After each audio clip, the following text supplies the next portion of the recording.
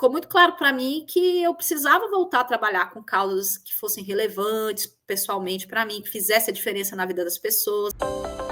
Olá, está começando agora o Brainscast, um podcast que conversa diretamente com profissionais brasileiros da área de marketing e comunicação que moram no Canadá. O Brains é uma organização sem fins lucrativos, inicialmente criada por 4 mulheres brasileiras, com o intuito de construir networking entre os imigrantes profissionais da área de marketing e comunicação. E se você chegou até aqui para ouvir uma de nossas histórias, seja muito bem-vindo.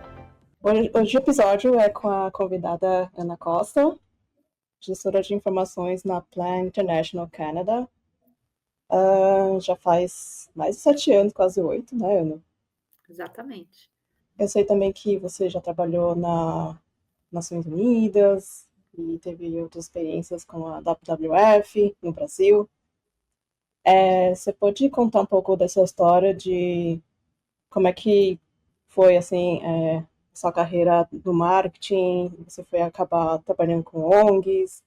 Era uma coisa meio que planejada desde o princípio? Pois é, né? A história começou há muito tempo atrás. Eu cresci numa comunidade bastante carente na periferia de Brasília, e desde muito cedo eu decidi que eu queria trabalhar com temas que fizessem a diferença assim na vida das pessoas.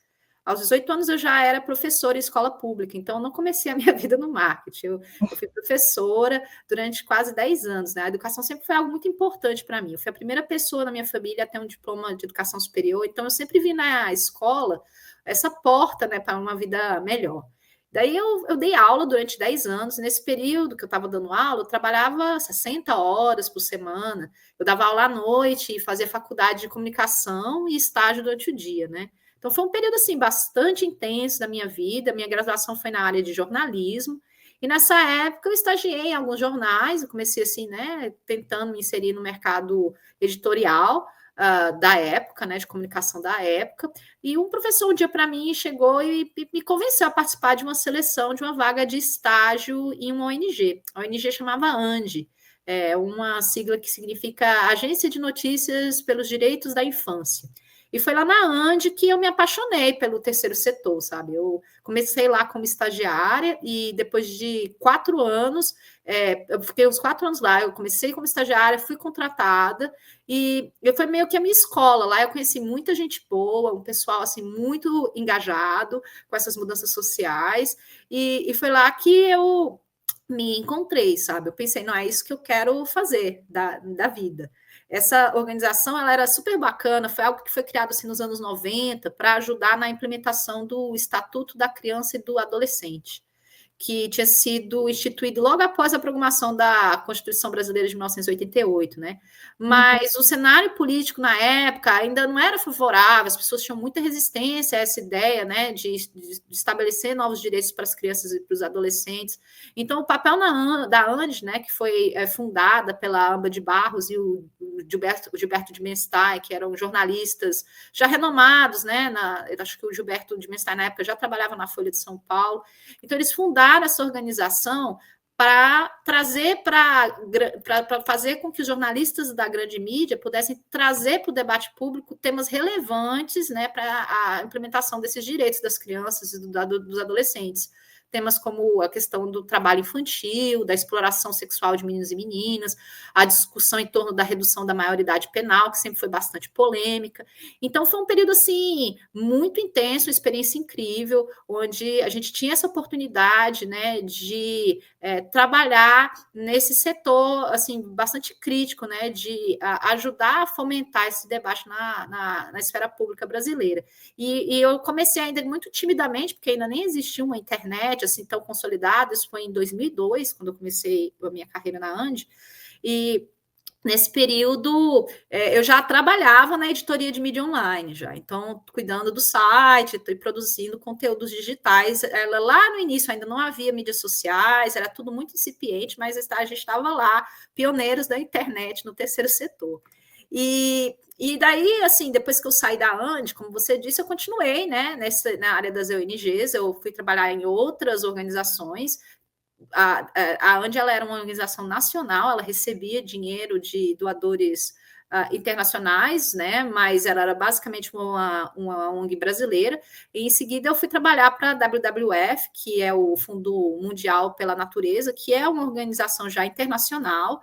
Eu também fiz trabalhos como consultora para o Unicef, quando eu estava no Brasil, sempre fazendo trabalhos na área de produção de conteúdo digital. E aí, em 2010, foi quando eu me mudei, né, para o Canadá, veio esse projeto de migração e eu tive que me reinventar. Foi aí que eu tive que deixar, né, o meu chapéu de jornalista no armário e ter que encarar essa transição para o marketing digital, de fato, né? Foi aí que eu realmente entrei para a área do marketing. A minha primeira experiência de marketing aqui no Canadá, ela começou como um trabalho voluntário, na verdade. Eu cheguei em 2010 e eu fui procurar assim, oportunidades e apareceu essa chance de fazer um trabalho voluntário numa pequena ONG aqui em Montreal, que ajudava designers gráficos a diminuir o impacto ambiental dos materiais que eles produziam para o mercado publicitário. Né? Tipo, como fazer com que peças impressas, né, tivessem um impacto menor no meio ambiente, que a reciclagem desses materiais fosse mais fácil, como você pode reduzir a quantidade de recursos de papel, de energia, né, que estão envolvidos ali na produção do material. E eu estava nessa época já ajudando com a construção do site, né, e das estratégias digitais dessa organização.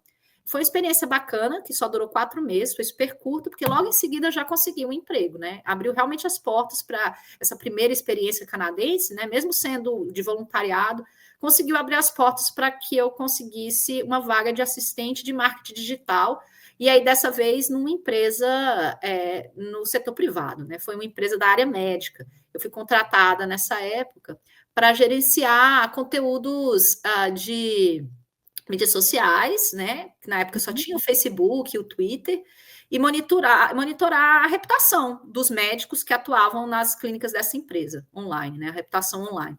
Foi um período bastante interessante de aprendizado.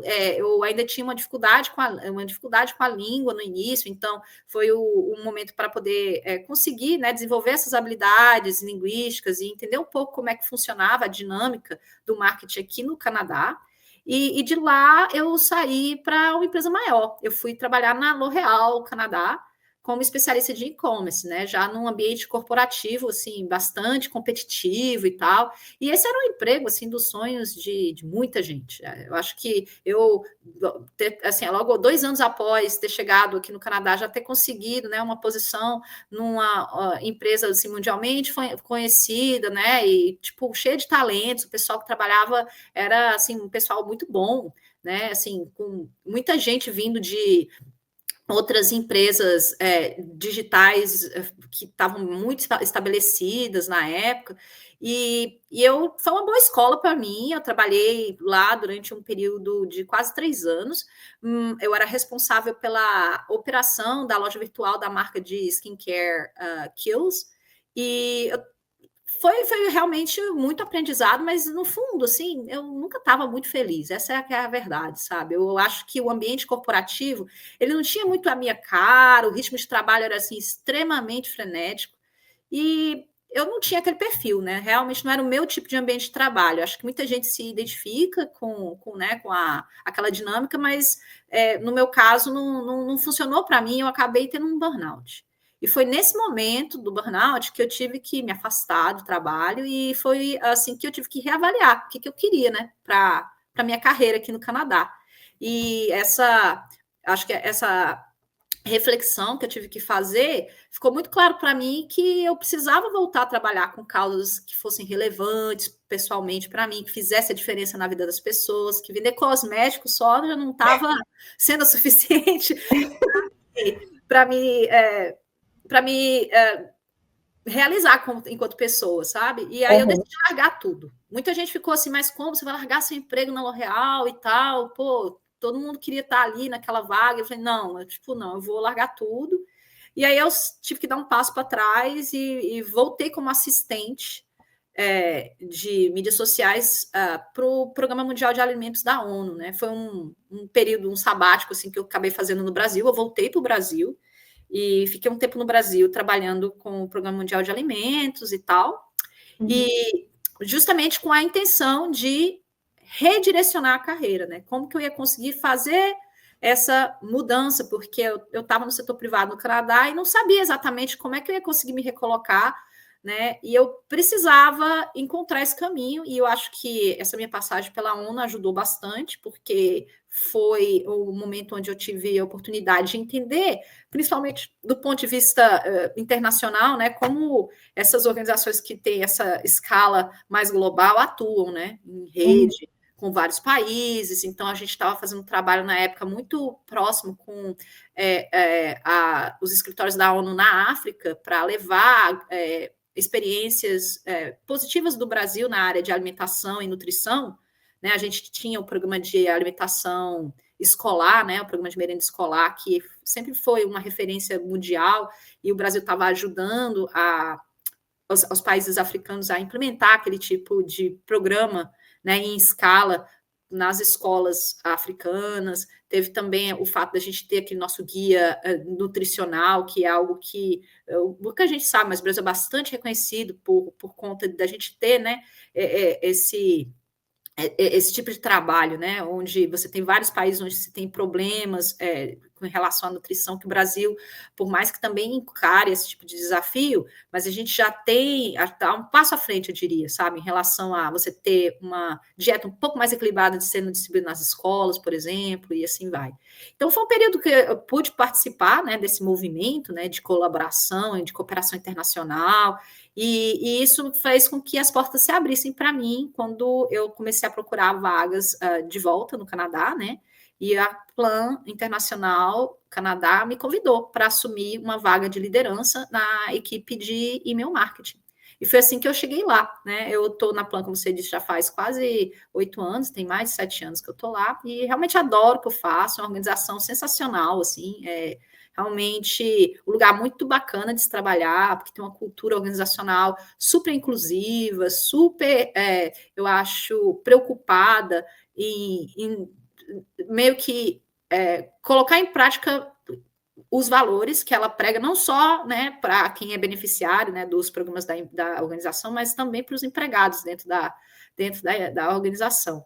Então, eu acho que foi uma mudança que valeu a pena, sabe? Não foi, eu arrisquei tendo que sair do setor privado, onde normalmente se ganha um pouco mais, né, para voltar para o setor, para o terceiro setor aqui no Canadá, mas eu acho que o que compensou, né, no longo prazo, você vê que, mesmo financeiramente, à medida que a gente vai crescendo dentro do setor, você vai conseguindo algumas posições que vão te pagando um pouco melhor, né? E isso faz também com que o reconhecimento venha do ponto de vista financeiro também, não só do ponto de vista dessa gratificação em relação à própria missão, né?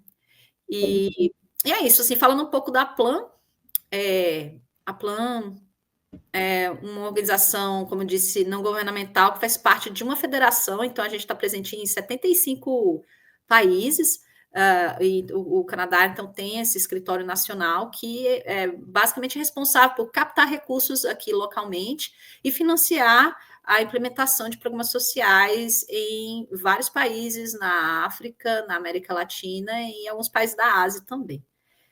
Além disso, a gente também oferece ajuda humanitária a famílias em situação de conflito, né, em áreas de conflito, ou em situações de emergência, como eventos climáticos extremos, quando tem um tufão ou um ciclone, quando você tem questões ligadas às mudanças climáticas, por exemplo, a gente também está lá atuando.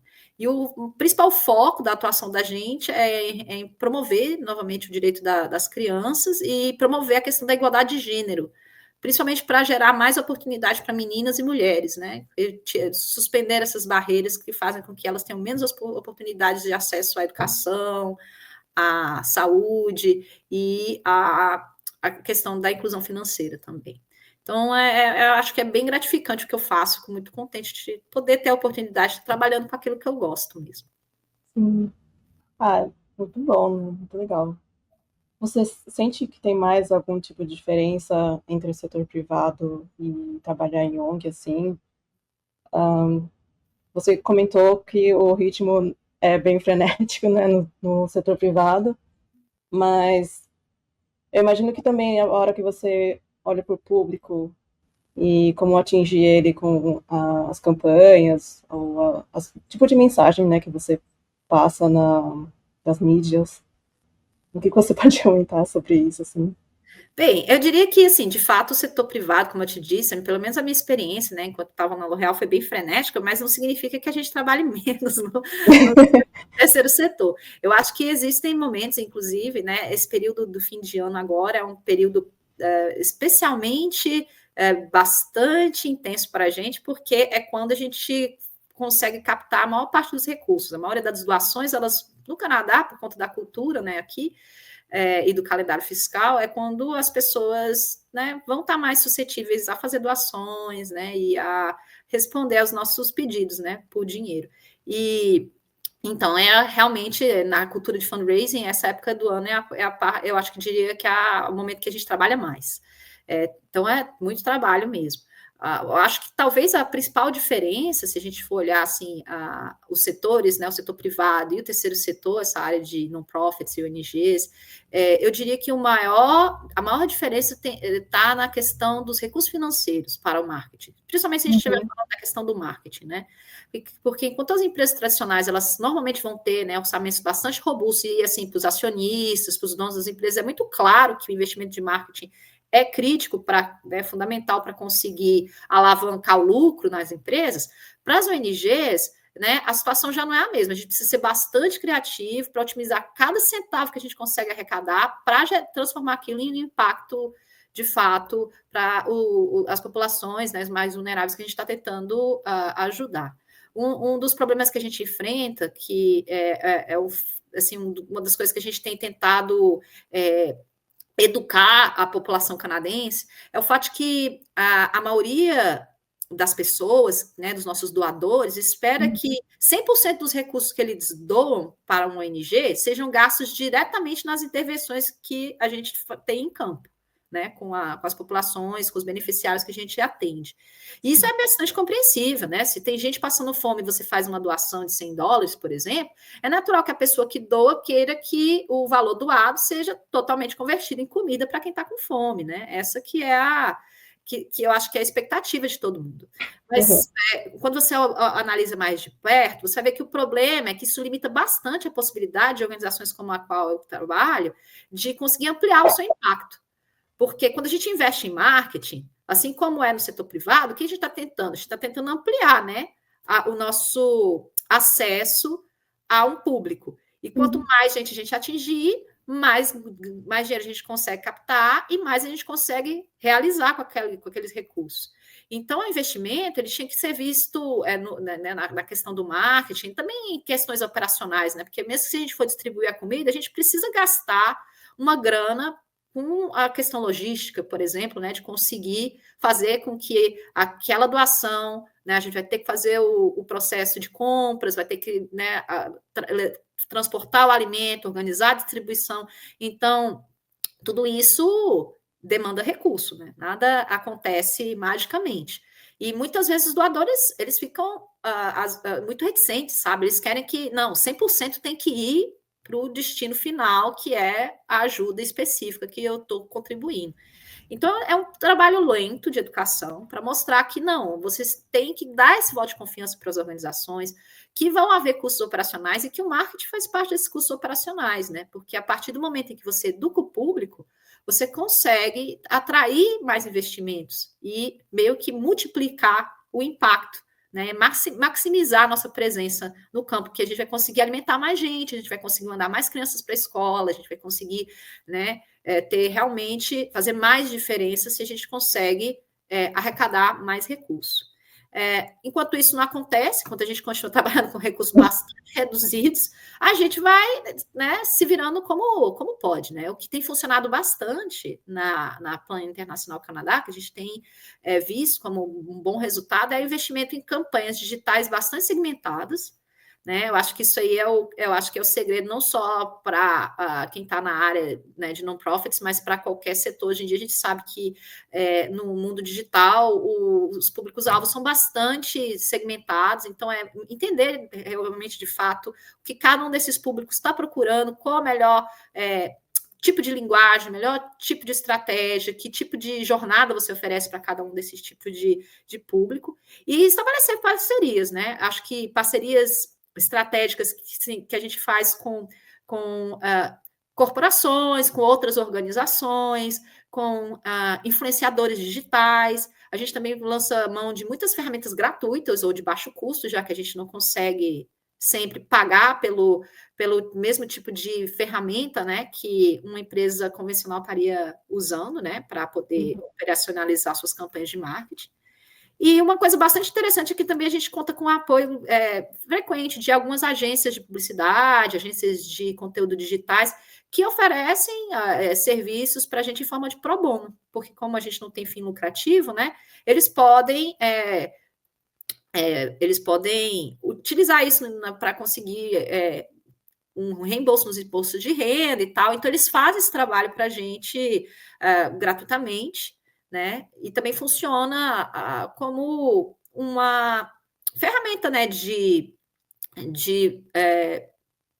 publicidade positiva para essas empresas, né? Por uma forma de engajamento, né, social dessas empresas.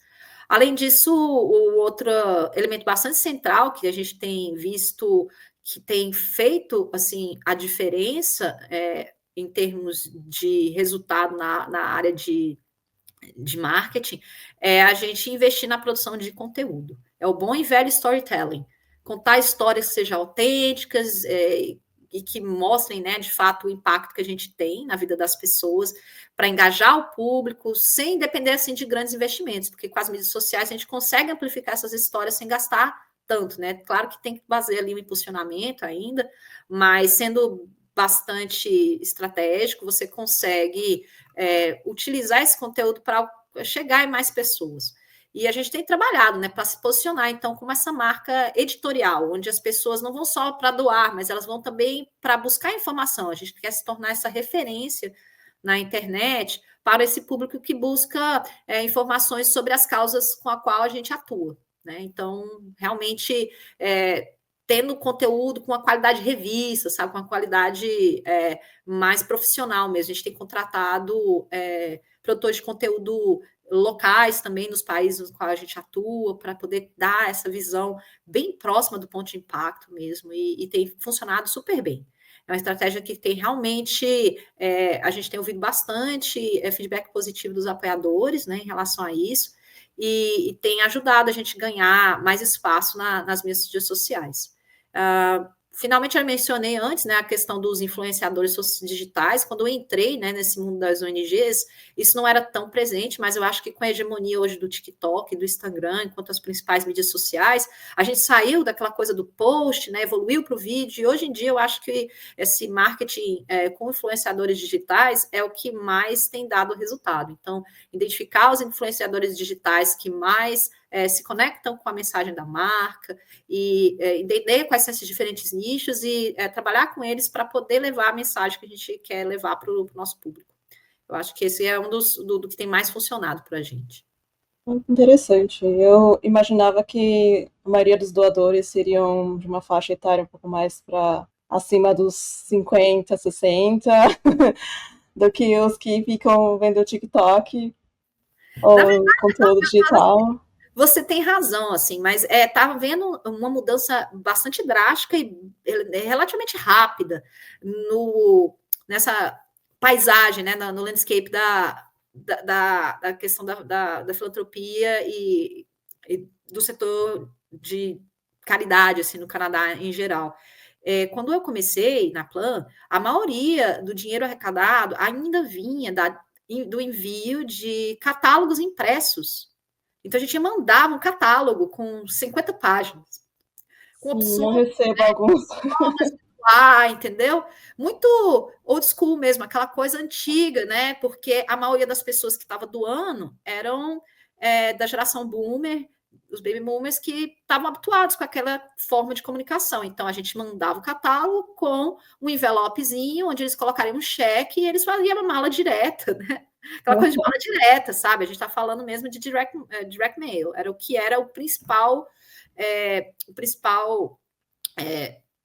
elemento dentro do nosso mix de captação de recurso.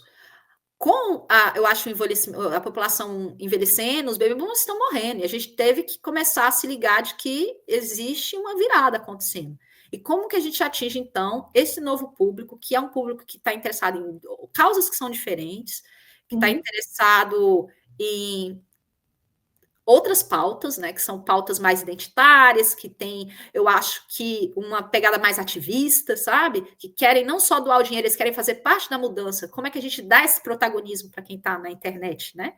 Então, a coisa do crowdfunding e como é que você absorve esse tipo de nova cultura da internet para o terceiro setor. E é isso que a gente tem tentado fazer, né? Então, entender que, obviamente, como você disse, a maior parte do dinheiro ainda está concentrado nas mãos das gerações mais velhas, que os millennials e a geração Z têm em média, né, uma faixa de renda bem abaixo do que os baby boomers costumavam ter, e por isso a capacidade de doação deles é bem diferente, é bem menor.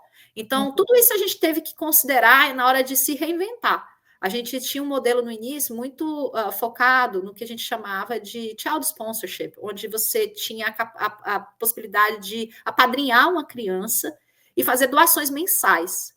Então, você tinha doadores que estavam fazendo essas doações mensais para essas crianças por décadas, 30 anos, 25 anos. Só que as pessoas morreram, as pessoas estão morrendo, infelizmente, né? A gente não é imortal, acontece.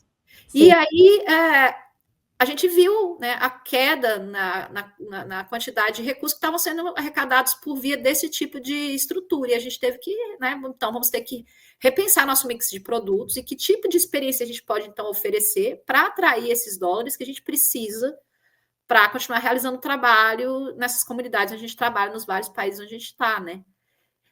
E aí, a gente teve que, né, mudar o foco. E aí eu acho que hoje em dia já não é mais o catálogo e a mala direta, né? Mas a gente já tem um e-commerce e as campanhas são digitais, e a gente usa o TikTok, usa o Instagram, usa o YouTube, faz webinars para atrair gente. Então a gente teve que ser criativo e se reinventar. Eu acho que o setor se profissionalizou bastante também nesse sentido. Tem muita troca de informação acontecendo entre as organizações, né? Então, essa coisa da inovação, ela não pode parar, gente. A cada novo ciclo, né, a cada novo ano, a gente tem que reimaginar como é que as campanhas vão conseguir, né, cortar aquela barreira, né, porque na internet é muito ruído. Então, como é que você se destaca, né? Como que você vai conseguir impactar as pessoas para elas ouvirem o que você está dizendo? E também conseguir navegar as dificuldades atuais em relação a essa crise que a gente tem passado no Canadá. A gente sabe que o custo de vida aumentou bastante e que as pessoas tiveram a sua renda meio que comida pela inflação nos últimos anos e por conta do aumento do custo da moradia. Então, a gente sabe que, por exemplo, a tática de pedir doações mensais já não é algo que as pessoas estão conseguindo se comprometer. Então, como que a gente pode aumentar um mix de produtos onde as pessoas podem fazer a doação pontual, né? Só quando ela tem condição de fazer aquela doação naquele momento. Então, é sobre isso que a gente teve que meio que se reinventar mesmo e pensar novas formas de realizar o trabalho. É interessante até porque eu acabei de ver na TV, a gente está gravando agora em dezembro de 2024, né? E a greve do Canada Post começou na metade do mês passado, então eu vi que está impactando no setor, sim, de terceiro setor e caridade, porque eles esperam o dinheiro vir pelo correio e está tudo paralisado. Sim, isso é fato. E eu diria que nesse sentido, pelo menos assim, lá onde eu trabalho, a gente tem a vantagem de ter antecipado, né, essa nossa transformação digital, porque em muitas outras organizações do setor, como você disse, por conta, né, do dinheiro ainda estar muito na mão dos baby boomers, eles continuaram apostando nos veículos mais tradicionais para captação de recursos. Então, realmente, os catálogos continuam circulando. Eu dou para outras organizações, recebi os catálogos, né, de correio, em alguns casos, mas outros ainda não chegaram. E isso é porque o correio está parado, né? Então, de fato, vai ser um grande desafio para o setor este final de ano. Que eu acho que o Canada Post fez a greve nesse momento por conta do impacto que eles teriam, né? Se você olhar o comércio varejista, depende, né? Online varejista depende dos correios nesse período de fim de ano, com, né, o aumento das vendas para o Natal e Ano Novo, mas eles tiveram, né, infelizmente, esse dano colateral aí no terceiro setor, impactando, né? E aí eu acho que no caso da Plancinha, a gente ainda vai ter um impacto, porque, querendo ou não, os catálogos ainda existem, eles ainda estão circulando para a gente também, só que pelo menos a gente tem a estrutura digital para continuar captando com esses outros públicos que não necessariamente estariam sendo atingidos pela mídia tradicional, né? Você acha que existe alguma possibilidade, por exemplo, mandar catálogo só para pessoas XYZ e não necessariamente para pessoas que não estão muito interessadas nesse tipo de mídia? Ou é uma coisa assim, tem que mandar para todo mundo? E... Não, exatamente. Você captou exatamente qual é assim, a essência do processo. Ao longo dos anos, eu acho que você tem várias consultorias, tem empresas de consultoria especializadas só nisso, assim, para ajudar essas empresas, essas organizações do terceiro setor a poder otimizar o uso dos recursos, porque a gente sabe que, como a gente tem um dinheiro limitado para investir em marketing, não dá para ficar mandando catálogo para geral assim e ter gente jogando fora catálogo sem ler, né? Então, a gente faz grupo focal, a gente faz análise, tem todos uns modelos assim de predição com base no CEP, onde as pessoas moram, porque você sabe qual é o perfil demográfico regional. Interessante. Né? Então, é um trabalho que começa assim no mês de fevereiro, a gente já está fazendo o início das análises para saber o que a gente vai mandar em dezembro. Sabe? É um trabalho que dura o ano todo e que é muita gente envolvida para poder fazer essa análise de dados. Então, a gente trabalha hoje em dia, né, depois que a gente conseguiu implementar um CRM que agora atende às necessidades da organização, então a gente capta todo esse tipo de interação, mesmo quando ela é uma interação tradicional, offline, a gente tem mecanismos para saber se o doador converteu pelo aquele e-mail ali, né?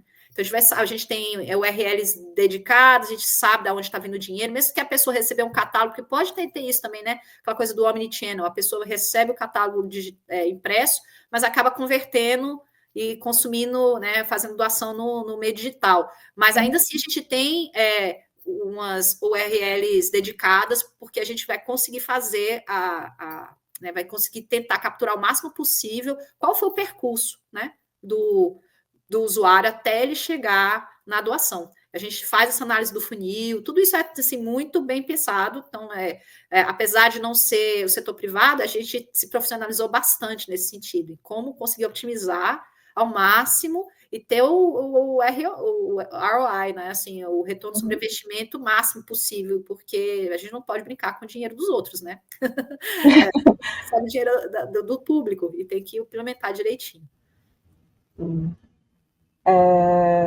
Você acha que então, sua experiência no Brasil te dá uma perspectiva diferente dos outros? Você sente algum tipo de diferença nesse sentido em relação aos seus colegas ou coworkers? Ou é todo mundo de tantos backgrounds diferentes que todo mundo impacta de um jeito diferente também? Eu diria assim que a minha experiência no Brasil ela foi bastante positiva, porque o brasileiro ele tem essa flexibilidade, essa criatividade, né? A gente vive num país cheio de tantos desafios, a gente tem aquele jogo de cintura, o nosso jeitinho, né? Então a gente consegue, eu acho que, visualizar saídas diferentes, especialmente em ambientes onde os recursos são limitados. A gente é especialista nisso. E esse é o caso do terceiro setor. Então, eu acho que sim, a minha experiência no Brasil, ela traz essa perspectiva e me ajudou bastante nesse sentido. Mas, no geral, eu diria que, assim, o perfil das pessoas com que trabalham aqui, né, nesse setor aqui no Brasil, eu diria que é bastante parecido, né? Muita gente que saiu do marketing no setor privado assim como eu, querendo fazer a diferença. Tem muito pessoal bastante idealista, né, que está ali também. Tem muita gente que veio, às vezes, de bancos, que traz essa expertise bem interessante, né, de ponta, né, que trabalhou em equipes que eram extremamente competitivos e com performance de ponta, assim, e traz essas experiências. E eu percebia isso no Brasil também. Então, nesse sentido, é bastante parecido. O que eu acho que a principal diferença, na minha opinião, está mais no ambiente, né, onde a gente vai captar os recursos, que eu acho que essa é a grande diferença. Porque no Brasil, eu vejo que ainda não há uma cultura de doação estabelecida, é tudo muito incipiente, né? Historicamente, a gente sempre foi o país que era o destino de ajuda estrangeira para implementação de projetos sociais. A maioria dos recursos das ONGs brasileiras ainda é arrecadado via governo ou de doadores internacionais. Então, a captação com pessoas físicas no país, né? Você tem talvez um pouco mais de empresas, né, nessa questão da responsabilidade social das corporações no Brasil, você até tem, né, as fundações, né, Fundação Natura, Fundação Boticário, você tem, né, tradicionalmente, essas grandes empresas com os bancos também, com suas fundações, mas o doador individual no Brasil é ainda quase inexistente, as pessoas não têm o hábito de doar, e eu acho que isso vem, por grande parte, né, de uma da má reputação que as ONGs, né, as ONGs têm no Brasil, por conta, né, de situações de corrupção que foram denunciadas no passado. Existe uma desconfiança, né, que a ONG não vai usar o recurso, que vai ser desviado. E eu acho que por causa disso o brasileiro, em geral, nem considera doar, não é algo que faz parte da mentalidade, não está na agenda dele. E já aqui no Canadá, eu diria que existe uma cultura de filantropia mais forte, bem estabelecida, principalmente entre os baby boomers, onde eu acho que talvez porque você tinha uma população com maior renda, com maior possibilidade, né, de fazer esse tipo de apoio, eles estão acostumados a doar, eles programam, né, se programam para doar. Eles sabem, eu acho que talvez por conta também do incentivo que o governo dá, né, de você conseguir ter uma isenção no imposto de renda se você faz uma doação. E tudo isso faz com que o canadense, em geral, se sinta mais, acho que, confortável em fazer esse tipo de doação. Mesmo que agora, com a mudança, né, geracional e as novas gerações tendo menos acesso à renda, mas eu ainda vejo que ainda assim não existe tanta resistência, sabe?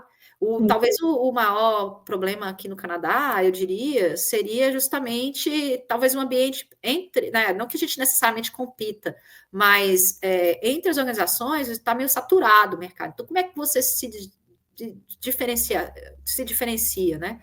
No caso da PAN, um dos grandes desafios era como melhorar o nosso reconhecimento de marca, né, o nosso branding, porque pouca gente sabe que a gente existe. A gente fala PAN internacional e as pessoas acham que a gente é uma empresa de engenharia.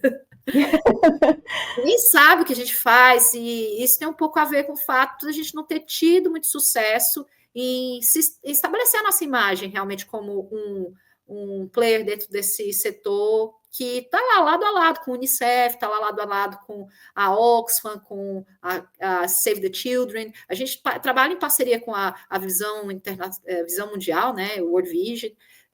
São todas empresas, organizações que são parceiras no campo, a gente trabalha fazendo projetos em conjunto, inclusive, mas que na hora que você faz, né, uma pesquisa de opinião na rua para medir o nível de reconhecimento das marcas, a gente não é citado normalmente, né? Então, essa eu acho que é a nossa principal eu diria, principal dificuldade mesmo e desafio é como se destacar num ambiente onde as ONGs já estão mais consolidadas, né, e mais conhecidas, já tem esse apreço do público. Entendi. Você lembra de algum caso de sucesso, assim, algum projeto que você trabalhou em particular que você guarda, assim, com mais carinho? Ou... em qualquer dos lugares que você trabalhou, assim, não necessariamente na Plano, no Canadá. Bem, quando eu estava no Brasil, eu mencionei, né, que a gente tinha esse trabalho super interessante, né, de conseguir divulgar as experiências brasileiras na área da merenda escolar. E para mim foi eu acho que um período bastante interessante, e eu estava muito contente de fazer parte da equipe, porque enquanto eu fui professora, eu vi esse projeto, né, que é uma política pública, eu vi ela ser implementada, eu percebi a diferença que ela fazia na vida dos alunos nas escolas públicas, principalmente em regiões mais periféricas, onde muitas vezes o aluno tinha aquela única oportunidade de ter uma refeição, era na escola, né? Então, você via que a criança, você conseguia aumentar a frequência escolar, porque as crianças iam para a escola para poder comer, e assim a gente também ajudava a aumentar as taxas de aprendizado também, porque com a barriga cheia é mais fácil aprender, né? Barriga vazia é muito difícil. E assim, o programa é um programa que você não tem em países como o próprio Canadá, ó, que a merenda escolar aqui, ela não é subvencionada necessariamente pelo Estado. Então, em muitas escolas, a criança tem que pagar para poder ir à cantina e comer, né? Verdade. Então, é algo que nem o Canadá e você tem outros países, o próprio Estados Unidos não tem um programa universal, como o Brasil tinha, onde qualquer estudante de escola pública recebe, né, a comida. E o fato de a gente ter conseguido estabelecer essas parcerias com outros países e implementar o programa em uma série de escolas na África, você tinha países, o Niger começou a implementar o programa enquanto eu estava lá, você tinha outros governos, Gana, Quênia, todos eles começando a implementar esses programas, sabe? E eu acho que foi bastante, pessoalmente, para mim, bastante gratificante fazer parte daquela experiência. Aqui no Canadá, você pensasse num exemplo, assim, algo de sucesso que a gente fez recente, que eu fiquei muito feliz de estar envolvida, a gente desenvolveu uma parceria com aquela atriz canadense, a Maitreyi Ramakrishnan, que ela é daquela série da Netflix, Never Have I Ever. Sim, eu adoro.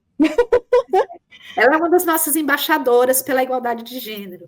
E no início do ano, a gente convidou a Maitreyi para visitar um dos nossos projetos na Tanzânia, onde a gente tem um trabalho super legal de fomento ao acesso à educação para meninas e adolescentes, né? Normalmente essas meninas estariam fora da escola por conta das inúmeras barreiras culturais, né, que existem no país, barreiras também financeiras e tal. E um dos problemas que a gente identificou, que estava impedindo com que essas meninas acessassem a escola, era a questão da distância mesmo, distância física, entre onde elas moravam e onde a aula acontecia. Então, uma das soluções que a gente encontrou, né, o projeto encontrou, foi de distribuir bicicletas para as meninas, para que elas pudessem chegar até a escola de uma forma mais rápida, mais segura. E a Maitreyi foi lá, né, deu um rolê de bicicleta com as meninas, foi super legal. A gente tem outras atividades também nesse projeto, a gente percebeu também que a questão da menstruação como tabu, né, é um problema que afeta as meninas em determinados países, em algumas comunidades, porque por vários motivos, por questão cultural, onde as meninas não têm o acesso, né, realmente à escola, porque às vezes não tem nem banheiro na escola, existe todo o estigma delas chegarem menstruadas na escola, como é que elas vão, né, utilizar a estrutura da escola, se elas não podem ter um local seguro para elas poderem trocar absorvente, mas às vezes a questão vai mais longe, vai ver do fato, às vezes, da família não tem nem dinheiro para comprar absorvente para as meninas. Sim. Porque é um custo, né? Ser mulher implica em custos. E então o projeto ele tem um trabalho de distribuição, né, de produtos sanitários, de absorvente para as meninas. A gente faz até um workshop onde elas aprendem a fazer os seus próprios absorventes reutilizáveis. A Maitreyi fez parte desses workshops. Então, ela fez essa visita e foi super legal, porque quando ela voltou para o Canadá, né, ela postou um vídeo, ela compartilhou nas mídias sociais dela, e em questão de horas, né, acho que em poucas horas, o vídeo já tinha atingido 1 milhão de pessoas, que para, né, a escala canadense, passar de 1 milhão de views num país que tem, né, eu acho que agora a gente está com o quê? 44 milhões, 45 milhões de habitantes, é um grande feito. Né? Para o Brasil, 1 milhão de views não é uma coisa, qualquer meme 1 milhão de views, mas aqui no Canadá foi assim um grande feito, e essa visibilidade que ela nos trouxe, né, quando ela conseguiu postar esse vídeo nas redes dela, ela trouxe assim uma quantidade de de novas pessoas interessadas no nosso trabalho, assim, que foi fora do comum mesmo. A gente viu o nosso trabalho ser divulgado para um novo público, realmente para ampliar, né, o nosso alcance, né, na internet. E o legal é que a gente eu ajudei a desenvolver esse produto, foi um produto que a gente desenvolveu no início do ano, porque a gente já meio que previa que a gente ia usar essa estratégia para divulgação. O produto chama Bikes for Change. Então, hoje, ao visitar o nosso site, a gente tem um site que chama Gifts of Hope, que é um catálogo digital de presentes simbólicos, né? São presentes éticos simbólicos, assim, onde a pessoa pode, né, por $65 nesse caso, ela pode oferecer para um amigo, para um familiar, esse Bike for Changes. A pessoa vai receber um cartão virtual dizendo que ela recebeu esse presente, mas o dinheiro vai para o projeto social que a gente está apoiando, né? E vai ajudar a financiar iniciativas como essa na Tanzânia, onde a gente distribui bicicletas não só para estudantes, mas para professores, para trabalhadores da área de saúde, para garantir acesso, né, aos serviços. E a visibilidade que a Maitri nos deu com essa parceria fez com que esse produto já seja um dos mais populares no nosso site esse final de ano. Então, já é um carro-chefe dessa campanha agora de Natal, assim, do final do ano. E esse é um exemplo, eu acho, de como é que as ONGs podem fazer, maximizar esse tipo de parceria, né, com influenciadores digitais, com celebridades, para atrair realmente atenção para essas causas e conseguir aumentar o nível de doação que a gente vai receber para financiar as atividades em campo. Eu acho que é interessante também porque ela deve atingir um público mais jovem e por mais que a gente saiba que existe também, né, desemprego e homelessness, problemas assim, no Canadá não chega, ninguém aqui vai passar por uma situação que nem esse pessoal, né? Então é um choque de realidade. A gente fala muito sobre isso, sabe? Sobre esse ativismo, né? E esse engajamento de você ser um cidadão global, né? De você ter consciência da sua responsabilidade, de saber que sim, a gente passa por momentos complicados economicamente aqui, mas que a realidade de quem está em algumas comunidades mais remotas, em países de baixa renda, ela é, assim, infinitamente mais difícil, né? E ainda a gente também tem uns casos, assim, a gente vive um mundo em conflito atualmente, a gente tem várias situações extremamente graves acontecendo em países como a Ucrânia, né, o conflito em Gaza agora. Então, tudo isso são regiões onde o nosso trabalho está chegando e está conseguindo ajudar os refugiados, as pessoas que foram obrigadas a deixar seus locais de origem, né? E a gente tem muitas pessoas em situação agora só ver o termo em inglês, displacement, né? De ser deslocado, né, dos seus locais por conta dessas crises. Então, é um mundo que está precisando de ajuda. A gente realmente precisa chamar atenção para esses problemas. Então, a gente está chegando no final da entrevista. Eu acho que você cobriu todas as perguntas que eu tinha pensado. Tem mais algumas perguntinhas, mas aí seria sobre você mesmo. Eu não sei se você chegou a assistir uma época, tinha na TV o programa do James Lipton, do Inside Actors Studio. Ele fazia algumas perguntas para os atores e eu sempre achei as perguntas bem legais. E eu ia fazer para você também. Beleza, vamos lá. Qual a sua palavra favorita? Minha palavra favorita?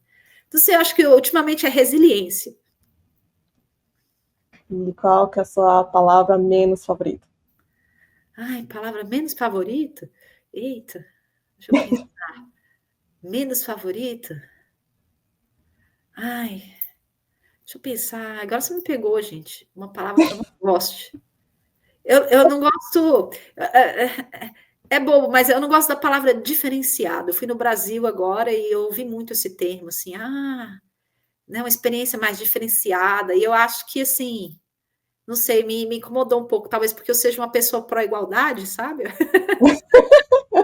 Me incomoda um pouco, mas sei lá, nem é o que me incomoda tanto, mas quando você falou, acho que recentemente uma palavra que me incomodou foi essa. Eu acho que eu queria o acesso mais igual para as coisas, eu queria menos diferenciação, menos ostentação, sabe? Entendi.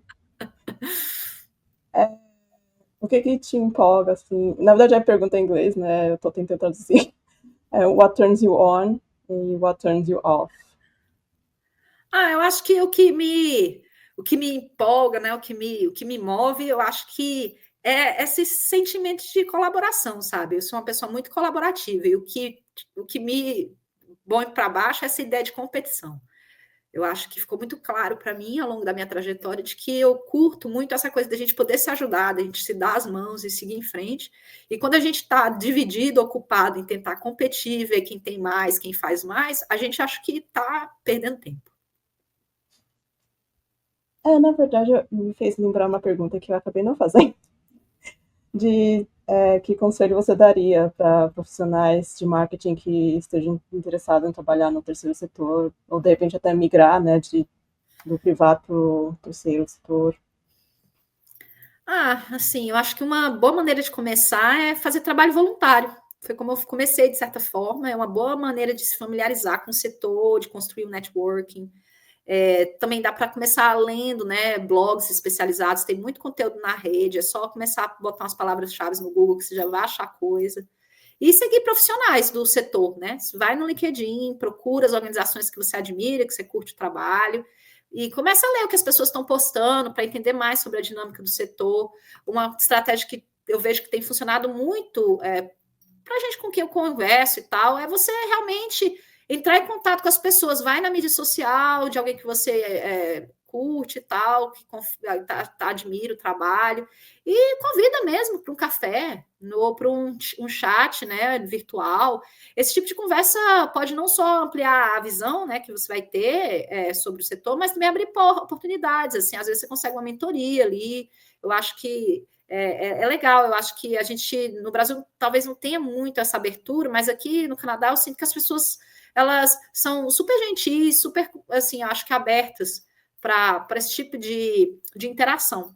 E eu acho que na hora de procurar assim, inspirações, você pode começar tanto por nomes assim mais conhecidos, né? Iniciativas mais globais, tipo os Médicos Sem Fronteiras, tem a Oxfam, que eu acho que faz um trabalho sensacional também nessa área de promoção das desigualdades, da igualdade social e justiça social. Tem a Cruz Vermelha, que historicamente tem sempre ajudado, né, as populações em situação de conflito, mas você pode também começar localmente, procurando organizações pequenas mesmo, de base no seu bairro. Vai lá ver o que eles estão fazendo, ver se você pode contribuir com o trabalho, 1 hora por semana, já é o suficiente para você fazer a diferença, sabe? Meu conselho é mesmo ir lá, identificar o que você gosta e explorar, não ter medo de explorar. E eu acho que no Canadá, assim, uma dica, né? Se você quer saber mais ou menos como é que o setor se movimenta e tal, como é que são as oportunidades do setor, tem alguns sites que são bastante interessantes, assim, que são redes, né, de profissionais que falam de eventos no setor. Tem o Imagine Canada, que é bem interessante, eles oferecem, assim, uma série de conteúdos interessantes para você entender melhor essas particularidades do setor. Outro site também que eu aconselho o pessoal visitar chama Charity Village. Charity Village, eles têm um banco de oportunidades com vagas de emprego e voluntariado em todo o Canadá, que você pode filtrar pelo tipo de setor que você gostaria de trabalhar, que você está interessado. E, além disso, eles publicam notícias, eles têm cursos online para pessoas interessadas no setor. Então, assim, com a internet hoje, eu acho que não tem desculpa. Se você tem interesse em mudar de área e explorar esse tipo de transição, eu acho que não tem desculpa para não começar, sabe? Acho que todas as ferramentas estão lá e é só arregaçar as mangas e começar. A gente já tinha colocado até como uma dica no Instagram, mas é sempre bom lembrar e mencionar de novo, porque tem gente que não viu, então é bacana. Legal. Que tipo de som ou barulho você ama e que tipo de som ou barulho você odeia? Barulho que eu amo e barulho que eu odeio. Eu gosto de barulho de chuva quando eu tô na cama. Eu acho que relaxa. Aquele barulhinho de chuva no telhado, uma delícia quando você tá em casa, tá? Quando você tá na rua, Eu acho que barulho que eu odeio. Ai, gente, eu acho que um barulho que eu odeio, eu não gosto de barulho de isopor, eu tenho uma agonia. Sabe, pega o isopor e alguém, sabe, você Uhum. mexe no isopor ali, eu tenho, eu acho que se eu tenho que dizer um barulho que eu odeio, eu detesto barulho de isopor. Que profissão você gostaria de ter ou tentar se você pudesse? Olha, é engraçado, né? Se eu pudesse ter uma profissão, se eu pudesse escolher uma profissão hoje em dia, eu acho que eu queria ser arquiteta. Eu não sei, eu acho que eu comecei a me interessar muito por essa questão dos espaços públicos, né? Como que o humano interage com o espaço, Uhum. a coisa do design de interiores, é algo que eu gosto e que eu faço como hobby, na medida do possível, né? Como uma humilde proprietária de um estúdio, então eu tento fazer, né? Um espaço um pouco mais aprazível. Eu acho que se eu tivesse assim, condições, né, de escolher uma profissão onde eu não tivesse me preocupar em ganhar dinheiro, necessariamente, porque eu sei que recomeçar na arquitetura demandaria, eu acho, ter uma rede, dinheiro para montar um escritório, e eu acho que No mundo de Lulu, você pode fazer o que você quiser. ainda não sei se daria. Se não fosse arquitetura, eu queria trabalhar com madeira. Eu acho que eu ia virar carpinteira. Ah, eu também amo. Eu acho terapêutico mexer com madeira, assim. Tem sido um hobby interessante para mim. E que profissão você não ia querer de jeito nenhum? Eu jamais trabalharia na bolsa de valores, jamais, com investimentos e os altos e baixos. Eu acho que eu não tenho estrutura psicológica para lidar, sabe, com flutuação nos mercados. Não, já acho que deu para mim, assim. Então é o tipo de coisa que eu não conseguiria fazer. E se o paraíso existe, o que você gostaria de ouvir de Deus quando você chegasse lá?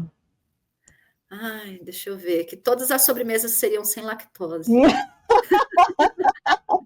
Sem leite condensado, aí eu ia poder comer tudo. Porque eu vim do Brasil e estou traumatizada. Foram algumas semanas sem poder comer doce, porque tudo tem leite condensado. Brasil tem que aprender a fazer sobremesas para quem tem problema com lactose, né?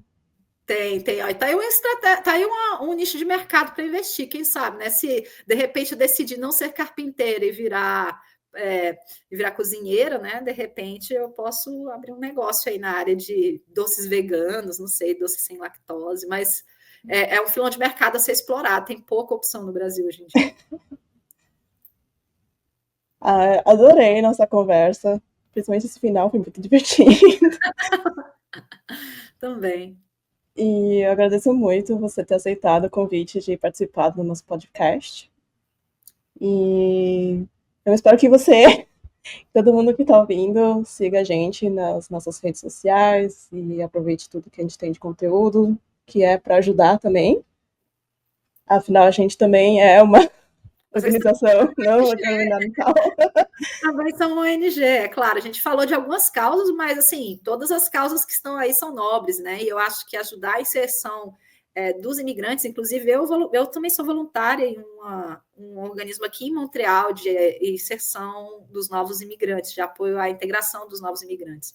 E eu acho assim fundamental, porque como imigrante, passei pelo processo de chegar de um país diferente, se adaptar aqui. Eu acho que o que vocês fazem é fundamental, assim, sensacional. Super parabéns para a equipe do Brains. Ah, obrigado. Então é isso. Qualquer coisa, o pessoal pode entrar em contato com a Ana, certo? Sim, fiquei à vontade para me contactar. Eu não sou muito presente nas mídias sociais, tive que fazer um detoxing recentemente, mas o meu e-mail vai estar aí para vocês poderem contactar, é só escrever. Ah, tá bom. Muito obrigada. Tá certo, obrigadão, viu? Eu fiquei lisonjeada com o convite. Primeiro podcast como entrevistada. A gente vai. Valeu. Valeu. Então até a próxima, gente. Tchau. Até mais.